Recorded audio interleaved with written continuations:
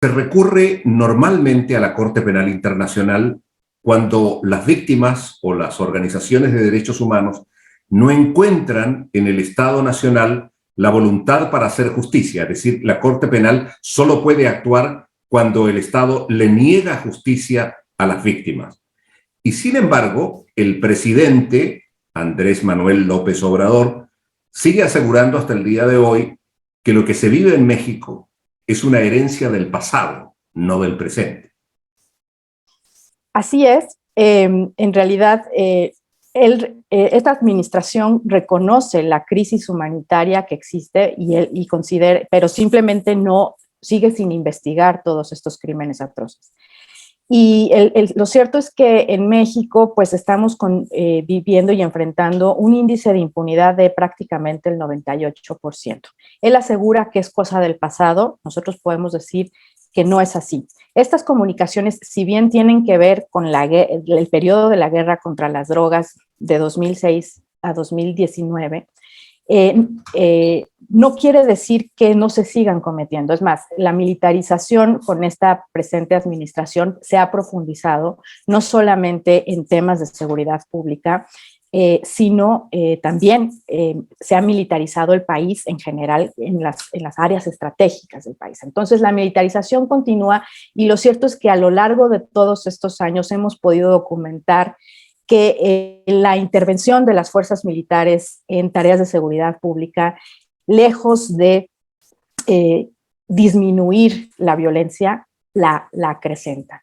Y este es el gran problema que tenemos porque las instituciones nacionales, como la Fiscalía General de la República y las fiscalías de los estados, no están investigando estos crímenes atroces. Y es por eso que nosotros desde hace 10 años hemos acudido a la Corte Penal Internacional a insistir en la necesidad de que abra un examen preliminar para que el Estado comience a investigar estos crímenes atroces de altos mandos militares. 3 aclaraciones sobre lo que usted acaba de decir. La primera de ellas, claro, aparece como fundamental que el Estado mexicano reconozca que hay una grave crisis de derechos humanos, no del pasado, sino del presente, que se siguen cometiendo crímenes de lesa humanidad y que actúe en consecuencia. Ahora, tengo la impresión que lo dice mucho mejor que yo un dicho popular, ¿no? Que el reconocimiento de la enfermedad es el comienzo de la mejoría. ¿Usted cree que hay posibilidades de que la actual administración reconozca efectivamente la magnitud de lo que vive hoy México? Pues de que existan posibilidades, no creo que haya una voluntad política para hacerlo, para reconocerlo. Sin embargo, esta documentación de crímenes atroces no es una documentación que solamente hayamos hecho desde las organizaciones de la sociedad civil y organizaciones internacionales como la Federación Internacional de Derechos Humanos, sino que ya han sido reconocidas por distintos organismos internacionales que han manifestado la preocupación de la sistematicidad y de la generalidad con que se cometen estos crímenes por el Ejército, por la Marina y ahora también por la Guardia Nacional. Entonces, hay algunas iniciativas de algunos senadores independientes, como Emilio Álvarez y Casa, por ejemplo, ¿no?, que ha insistido en un punto de acuerdo para que el propio Estado remita la información a la Corte Penal Internacional, reconozca que es una crisis humanitaria que rebasa sus capacidades y quizá también, no quizá, la voluntad política de hacerlo.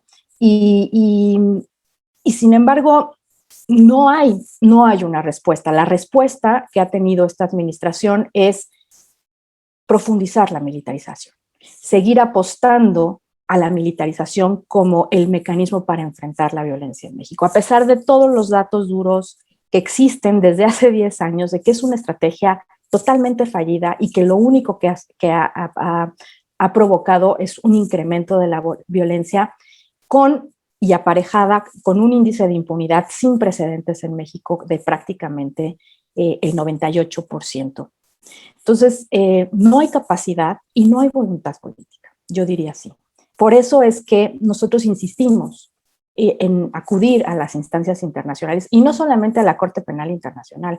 También estamos insistiendo desde hace tiempo en la necesidad de generar mecanismos de justicia transicional que puedan y tengan la capacidad de analizar esto que está sucediendo en México como lo que es un fenómeno, un patrón de macrocriminalidad que no puede resolverse caso por caso, sino que tiene que investigarse de forma como patrón, como fenómeno criminal. Y para eso los mecanismos de justicia transicional, como un mecanismo internacional contra la impunidad, una comisión de la verdad y un plan extraordinario de reparación integral para las miles de víctimas, pues nos parece sencillamente fundamental. Y es algo que la actual administración se había comprometido cuando el presidente Andrés Manuel era candidato a la presidencia. Se comprometió frente a miles de víctimas a que una vez que asumiera la presidencia, iba a generar mecanismos de justicia transicional. Y lo cierto es que no lo ha hecho. Hay dos comisiones, recientemente generó una comisión de la verdad y una supuesta comisión de la verdad de Ayotzinapa, pero realmente esto no está dando resultado. Señora Graciela Rodríguez Manso, la segunda aclaración, tengo aquí a la mano un informe del Centro de Análisis México Evalúa, que asegura por su parte que a lo menos el 94,8% de los casos denunciados en México quedan impunes como resultado de un sistema que no cuenta ni con las herramientas de priorización ni con las capacidades suficientes. Bueno, usted habla de un 98%. En fin, 94,8% sigue siendo una cifra realmente terrible. ¿Pero es solo eso?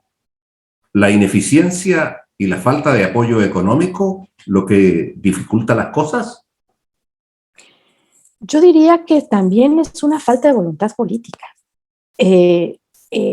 Claramente, el fenómeno y la crisis humanitaria que estamos viviendo en México es de grandes dimensiones. Claramente, las fiscalías no están capacitadas, suficientemente capacitadas para enfrentar este fenómeno criminal. Pero tampoco hay una voluntad política para hacerlo. Te pongo un ejemplo. La Fiscalía General de la República tenía una ley orgánica que fue construida desde la base de la sociedad civil, de discusiones académicas, en fin, se logró una ley orgánica que apenas estaba comenzando a aplicarse, que transitó de una Procuraduría General de la República a una Fiscalía autónoma con que le otorgaba todos los mecanismos para comenzar a enfrentar y a investigar la macrocriminalidad y este fenómeno y este patrón sistemático y generalizado de violencia. ¿Qué fue lo que sucedió? Que ni siquiera acabando de aplicar esta ley, el actual fiscal general de la República, Gertz Manero, promovió ante el Congreso de la Unión la modificación de esta ley. Y la modificación tal como quedó en el Congreso, y como ahora la tenemos ya vigente, pues elimina una serie de mecanismos que se tenían originalmente y que podían haberse utilizado para enfrentar esto. Entonces, por eso hoy digo, el fenómeno es enorme y es necesario tener investigaciones mucho más especializadas, pero lo cierto es que la voluntad política tampoco está. Usted lo ha mencionado ya varias veces, la militarización de la seguridad pública y la estrategia armada para hacer frente a las organizaciones criminales. Y aquí hay como una suerte de consenso nacional de las organizaciones de derechos humanos que dicen que lo único que ha traído esto es un incremento de las violaciones a los derechos humanos y crímenes cometidos por las Fuerzas Armadas al amparo incluso de las instituciones de justicia del país. Me pregunto si el país estaría mejor sin esta participación de las Fuerzas Armadas. Pues, a ver, originalmente la apuesta era para enfrentar este fenómeno macrocriminal que ha dejado la guerra contra las drogas, era paulatino, o sea, estar con los militares, digo, que los militares se permanecieran temporalmente a cargo de la seguridad pública, mientras que paralelamente se reforzaba la capacidad de las policías civiles. Y esto es acorde, en principio, así, o sea, el uso de las Fuerzas Armadas en tareas de seguridad pública, desde la perspectiva de los estándares internacionales, tiene que ser de una forma extraordinaria y totalmente regulada. Entonces, originalmente esa era la idea, pero conforme ha pasado el tiempo, claro está que no hay ningún tipo de intención de regresar a los militares a los cuarteles, sino por el contrario, continuar con la militarización de la seguridad pública para hacer frente al crimen organizado. El punto es que, como bien dices, los datos durante todos estos 10 años generados por organismos oficiales, organismos no gubernamentales, organismos internacionales, pues lo que muestran es que militarización es igual a incremento de la violencia. Entonces, es una estrategia fallida. Hoy en día la situación es tan grave que diríamos, pues es que las policías no tienen la capacidad. Sí, no tienen la capacidad, pero porque en 10 años tampoco se las han capacitado, ¿no? Entonces, ahorita nuestra única alternativa son los militares, pues quizá porque tengan las armas, el entrenamiento, qué sé yo, pero lo cierto es que no tienen esta idea de seguridad pública. Los militares están entrenados para matar, para estar en guerra. Y esto lo que ha generado es una serie de violaciones graves que ya escalan a crímenes de lesa humanidad contra la población civil. Y por supuesto que esto no puede continuar, porque lo único que tenemos es una cantidad inmensa de víctimas, de 97,000 víctimas de desaparición forzada de personas, 350,000 personas desplazadas internamente a causa de la violencia, 320,000 asesinatos y una cantidad de investigaciones por tortura que no van a ningún lugar. Entonces, es una crisis humanitaria. Y sin duda, los militares no son la respuesta. Además, porque de la documentación que nosotros tenemos y que presentamos a la Corte Penal Internacional y que lo hacemos con base en las recomendaciones emitidas por la Comisión Nacional de Derechos Humanos y aceptadas por la Defensa Nacional. Es decir, hay un reconocimiento oficial de que esto sucedió.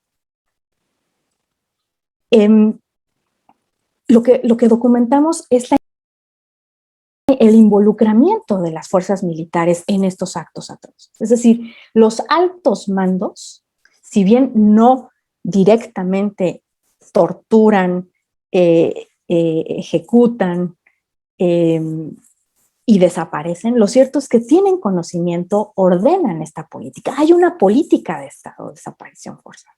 Entonces son ellos los que están involucrados. Entonces nos estamos atendiendo a que nos defiendan quienes también están directamente involucrados. Muchas veces uno tiene la impresión que uno de los grandes problemas de los derechos humanos, y no solo en México, pero ahora estamos hablando de su país, es el reducido arco que aglutina a víctimas, familiares, organizaciones de derechos humanos y algunas excepciones políticas y sociales. Yo sé que no es poco, pero es muy insuficiente. Es decir, si no hay una participación social realmente de gran envergadura, difícilmente es posible plantearle cara al poder que en este caso es el Estado y sus instituciones. ¿No le parece?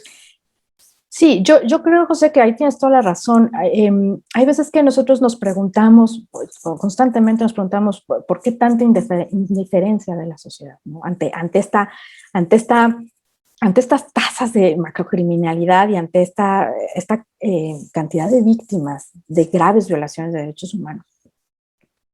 Y la historia y el derecho comparado y las experiencias comparadas en la región, pues lo que nos muestran es que quien realmente puede mover esto es, en principio, o ha movido o ha logrado que se instalen mecanismos de justicia transicional, son, en primer lugar, los movimientos de víctimas,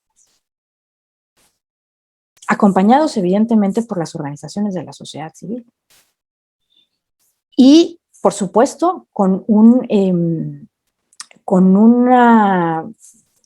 trabajo conjunto con periodistas. O sea, yo creo que, y esto aprovecho para decirlo, o sea, a mí me parece, y no nada más a mí, sino de lo que hemos podido platicar con la antigua fiscal, ¿no? La anterior fiscal de la Corte Penal Internacional. Antes de salir, ella en 2 ocasiones dijo, ya estamos a punto de pronunciarnos sobre el examen preliminar de México. Y lo que nos decía es, necesito información diversificada. Es decir, yo sé, o sea, estoy teniendo información de organizaciones no gubernamentales, pero necesito de otro tipo de información, quizá periodistas. O sea, todos los periodistas que tengan información diversifiquen la información y que no solamente venga de la fuente de las organizaciones no gubernamentales. Entonces, a mí me parece que tenemos como una corresponsabilidad, en cierto sentido, y podemos lograr mucho si en conjunto sociedad civil, movimientos de víctimas y periodistas continuamos documentando estas atrocidades que estamos viviendo diariamente. Y por supuesto, informando a la Corte Penal Internacional, por un lado, y por el otro lado, insistiendo en la instalación en México de verdaderos y de independientes, autónomos, eficaces mecanismos de justicia transicional. Pero usted sabe que cuando los periodistas informan más de la cuenta, son asesinados. Y los defensores también. Así es, por supuesto. Los defensores de derechos humanos también. Pero es que si seguimos viendo pasar lo que sucede y no actuamos, es claro que el gobierno no lo va a hacer. O sea, creo que queda claro, ¿no? O sea, que la apuesta es la militarización, al menos en México la apuesta es la militarización, y va a continuar, y va a acabar la administración de López Obrador, pero los militares se van a quedar. Y se van a quedar encargados de las áreas estratégicas, aeropuertos, megaproyectos, ya con investigaciones penales, o sea, puertos, aduanas, carreteras, todo está en control militar, todo lo está teniendo los militares. Y eso, pues la región, tú sabes, pues nos dice mucho sobre qué es lo que viene y qué difícil va a ser sacar a los militares. Pensemos en Chile, por ejemplo, cuánto tiempo tarda. ¿Podemos asegurar sin género de dudas que la crisis humanitaria que vive México excede con mucho a lo que tradicionalmente conocemos políticamente como la izquierda y la derecha? Sí, sí, totalmente. O sea, yo creo que la crisis humanitaria de México se desató a partir del sexenio de Felipe Calderón. Digo, tenemos la etapa de la Guerra Sucia, que es importante en 1970. La Guerra Sucia genera desapariciones, en fin. Pero la mayor cantidad de desapariciones es a partir de Felipe Calderón. Entonces, ya no tiene que ver con que si Felipe Calderón era de derecha, Enrique Peña Nieto del PRI, Andrés Manuel una supuesta izquierda, o sea, no, rebasa eso. Simplemente es un contexto que está enfrentando el país que cada vez es menos manejable. Y por eso insistimos en la necesidad de contar con el apoyo de instancias internacionales. Y me parece que la Corte Penal Internacional sería fundamental la apertura de este examen preliminar para iniciar un cambio en las investigaciones y en la impunidad en el país. Y por lo tanto, que termine con la violación. Tú sabes, es un círculo vicioso. Se cometen crímenes, no se responsabiliza, se genera un clima de impunidad que lo que hace es permitir que se sigan cometiendo. Entonces es como un círculo vicioso que tenemos que de alguna forma romper. Yo con esto voy a concluir. Efectivamente, usted ha hecho a lo largo de esta entrevista y en la función de directora ejecutiva de la comisión, que un papel importante podría jugarlo la Corte Penal Internacional. Es dable imaginar que más allá del esfuerzo que pueda hacer la propia sociedad mexicana, se necesita también el apoyo y la actitud política de otros actores. Estoy pensando concretamente en la Unión Europea, en Estados Unidos, es decir, instancias que tienen relevancia e incidencia en cómo las cosas caminan en el presente y en el futuro. Sí, sin duda, sin duda. O sea, esto es un trabajo que tendrá que ser conjunto, ¿no? Y por eso insisto, los mecanismos de justicia transicional deberían de estar formados con un apoyo internacional, ¿no? Como fue Guatemala en su momento con la CICIG, ¿no? Un mecanismo internacional contra la impunidad con el apoyo de Naciones Unidas. La Corte Penal Internacional, por otro lado. Los organismos de Naciones Unidas, los comités, por ejemplo, tuvimos una visita reciente, la primera visita del Comité de Desaparición Forzada estuvo en noviembre en México.